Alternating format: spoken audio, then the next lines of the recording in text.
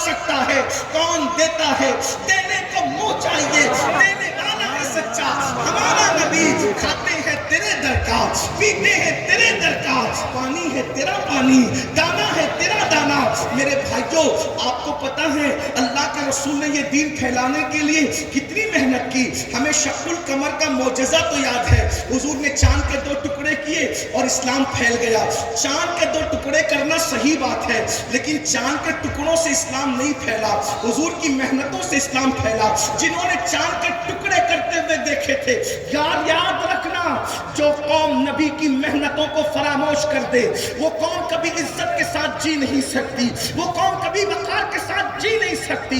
अपने बुजुर्गों की मेहनतों का अंदाजा करो। अल्लाह अकबर। पहले मैं अपने नबी की मेहनतों का जिक्र करूं ताकि आपको अंदाजा हो, ये दीन इतनी आसानी से अपने घर तक नहीं पहुंचा है। ये 5 वक्त की नमाज़ान अगर दमू की सरजमीन पर हो रही है, अल्लाह अकबर। जब मेरे नबी ने फारान की चोटी से नबूवत का ऐलान किया था, मुझे नहीं पता दमू यहाँ था या नहीं था, लेकिन ये आज जो अजान यहाँ तक पहुंची है, ये रसूलुल्लाह की मेहनत का नतीजा है। अगर कुरान घर तक पहुंचा है, हुजूर की मेहनत का नतीजा है। अब आपसे पूछता हूँ, क्या हमने नबी की मेहनत की कद्र की? एक थोड़ा सा मैं आपसे वक्त चाहता हूँ, थोड़ा सा टाइम आपका जहन में अपनी तरफ तवज्जो करने के लिए माएँ और बहनों की भी तवज्जो चाहता हूँ। हुजूर की मेहनत किस टाइप की है, जरा सोचिए तो सही। अल्लाह अकबर। हुजूर अलैहिस्सलातु व तस्लीम ने पत्थर दिल लोगों के दरमियान कैसी मेहनत की थी।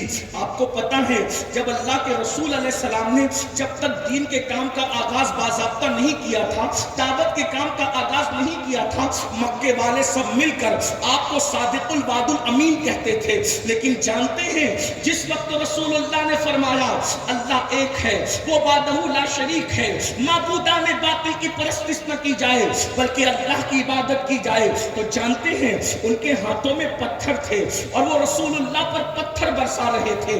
आपको ये इल्म है कि इस दीन को मेरे और तुम्हारे घर तक पहुंचाने के लिए रसूलुल्लाह के घर में 3 महीने तक चूल्हा नहीं जला है। एक दिन में 3 मरतबा पेट भर करके खाने वालों और रसूलुल्लाह की नाफरमानी करके उनके दिल पे लश्कर चलाने वाले उम्मतियों, कभी गौर किया कि हुजूर के घर में 3 महीने उम्मुल मोमिनीन सैयदा आयशा सिद्दीका फरमाती हैं, एक चांद दिखता खत्म हो जाता, हमारे घर में चूल्हा नहीं जलता था। दूसरा चांद दिखता, वो भी खत्म हो जाता, हमारे घर में चूल्हा नहीं जलता था। तीसरा चांद दिखता और वो भी खत्म हो जाता और हमारे घर में चूल्हा नहीं जलता था। रसूलुल्लाह और उनके घर वाले बकरी का दूध और खजूर पर गुजारा करते थे, और कभी कभी तो दूध भी मैसर नहीं आता था बल्कि पानी और खजूर पर गुजारा करते थे। अल्लाह के रसूल को जब पत्थर मारे जाते तो हुजूर के घर में पट्टी बांधने के लिए कपड़ा भी नहीं होता, तो उम्मुल मोमिनीन सैयदा खदीजतुल कुबरा रदियल्लाहु तबारक व तआला अन्हा अपना दुपट्टा फाड़ कर अल्लाह के रसूल के सर पे पट्टी बांधा करती थी। एक वक्त वो आया, हुजूर के घर पे इतने पत्थर बरसे कि हुजूर को अपना घर छोड़ना पड़ा। मक्का बाद में छोड़ा, पहले अपना घर छोड़ा, और अपना घर छोड़ने के बाद हुजूर अलैहिस्सलाम एक सहाबी जिनका नाम अरकम था, अरकम नाम के सहाबी के घर में रुके, जिसको दारे अरकम कहते हैं। ये पहाड़ की चोटियों के बीच में था, दारे अरकम में हुजूर रहते थे। और जब सहाबा हुजूर से मिलने जाते थे तो चलकर नहीं जा सकते थे। सहाबा किराम जब अल्लाह के रसूल अलैहिस्सलाम से मिलने जाते तो चलकर नहीं जा सकते थे, बल्कि घुटनों और हाथों के बल चलते हुए जाते थे। इस अंदाज से, इसी में बस नहीं, जरा गौर कीजिए, अपने बाप, अपने बड़े भाई और अपने दादा की मेहनतों का एहसास करने वालों, अपने नबी की मेहनत का एहसास कब करोगे? जब अल्लाह के रसूल सल्लल्लाहु अलैहि वसल्लम ने दीन का काम नहीं छोड़ा, दावत देना नहीं छोड़ा, तो मक्के के कुछ गुंडों ने अबू लहब से कहा कि मोहम्मद अरबी की 2 बेटियां तुम्हारे बेटों के निकाह में है, एक का नाम उम्मे कुलसूम और एक का नाम रुकैया है। اور نبی اپنی بیٹیوں سے بہت پیار کرتے، ان دونوں بیٹیوں کو طلاق دے دو۔ جب محمد عربی کی بیٹیاں طلاق پا کر کے گھر جا کے بیٹھے گی، جوان بیٹیاں جب گھر جا کے بیٹھے گی تو یہ اتنا ٹینشن لیں گے کہ کبھی گھر کے باہر نہیں نکلیں گے۔ محمد عربی کو ذہنی طور پر بہت پریشر کرو، ان کو بہت دباؤ بناؤ، ان کے ذہن کے اوپر۔ تو پتہ ہے اسی دین کے لیے جس کا مجھے اور آپ کو احساس وہ نہیں ہے جو ہونا چاہیے، اس اللہ کے دین کی خاطر، غلبہ دین کی خاطر اللہ کے رسول علیہ السلام کی دونوں بیٹیوں کو طلاق دی گئی۔ اللہ کسی باپ کو وہ دن نہ دکھائے کہ اس کی بیٹی طلاق پا کر کے گھر آئے، لیکن جا کر اس باپ کے دل سے پوچھو جس کی بیٹی طلاق پا کے گھر آتی ہے تو اس باپ کی نیندیں اڑ جاتی ہے۔ مسلمانوں، رسول اللہ سے عشق کرنے والوں، ذرا اپنے زمین کی عدالت میں کھڑے ہو کر اپنے دل سے پوچھو، جب نبی کی دو بیٹیوں کو ایک ہی دن میں ایک ساتھ طلاق دی گئی ہوگی تو اس وقت حضور کے دل پہ کیا گزری ہوگی؟ یہ دین اتنی آسانی سے نہیں میرے بھائی ہم تک پہنچا ہے۔ حضور کی شہزادیوں کو دو بیٹیوں کو طلاق دی گئی، اور مکے کے وہ گنڈے جو حضور علیہ السلام کی بیٹیوں کو طلاق دلوانے میں پیش تھے، اب وہ چھپ چھپ کے دیکھ رہے تھے کہ محمد عربی کی بیٹیاں جب واپس طلاق پا کر کے گھر لوٹے گی تو اب یہ کبھی بھی گھر کے باہر نہیں نکلیں گے، مگر تاریخ کی اوراق گواہ ہے، سیرت مصطفیٰ گواہ ہے، حضور گھر کے باہر نکل رہے تھے اور شہزادیاں دوپٹے سے آنسو پوچھتے ہوئے گھر کے اندر کی طرف آ رہی تھی۔ سرکار نے فرمایا میری بیٹیوں کیوں رو رہی ہو، رونے کی وجہ کیا ہے؟ تو کہا بابا آپ کی بیٹیوں کو انہوں نے طلاق دے دیا، تمہارا قصور کیا ہے؟ تم نے کیا غلطی کی تھی کہ طلاق پڑ گئی؟ بابا اس لیے طلاق دی کہ ہمارا بابا ان کو جنت کی طرف بلاتا ہے، ہمارا بابا ان کو دین کی طرف بلاتا ہے، اس لیے ہمیں طلاق دے دی گئی۔ بابا اس وقت مکے کے لوگ سوچ رہے تھے اب کبھی یہ گھر کے باہر نہیں نکلیں گے، مگر حضور کو دین سے اتنا پیار تھا، سرکار نے بیٹیوں کے سر پہ ہاتھ رکھ کے کہا اللہ تمہیں صبر کا اجر دے گا، میں نے دین کے راستے میں قدم باہر نکال لیا ہے، اب میں اس کو اندر واپس نہیں لے جا سکتا، جاؤ صبر کرو، اس کا صلہ اللہ تمہیں عطا فرمائے گا۔ یہ حضور کی قربانی اسی پہ بس نہیں، 3 سال تک پورے خاندان کے ساتھ اللہ کے رسول کو ایک گھاٹی میں قید کر دیا گیا، سوشل بائیکاٹ، اور اس گھاٹی کو شعب ابی طالب کہتے ہیں۔ جب کبھی گندی فلمیں دیکھنے کا دل چاہے تو اپنے نبی کی اس مصیبت کو یاد کر لیں، جب کبھی مسجدوں کو ویران کرنے کا دل چاہے تو حضور کی اس محنت کو یاد کر لینا،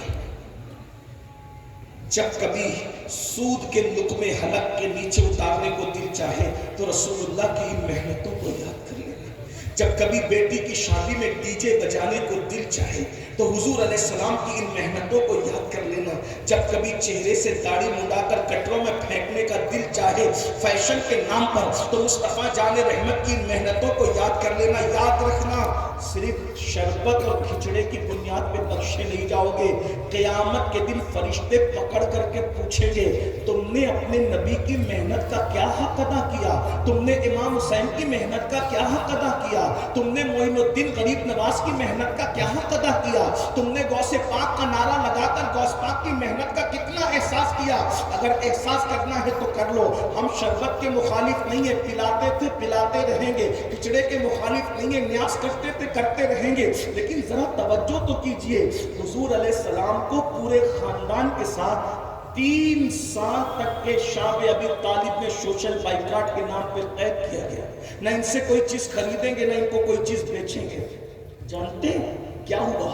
حضور علیہ السلام کے گھر کے ننھے بچے ان 3 سالوں میں درخت کی پتیاں کھاتے تھے، درخت کی پتیاں 3 سال، کربلا کے 3 دن، یہ تو تتمہ ہے شعب ابی طالب کا، اصل تو یہ 3 سال ہے، 3 سال۔ آپ کیا سمجھ رہے ہیں؟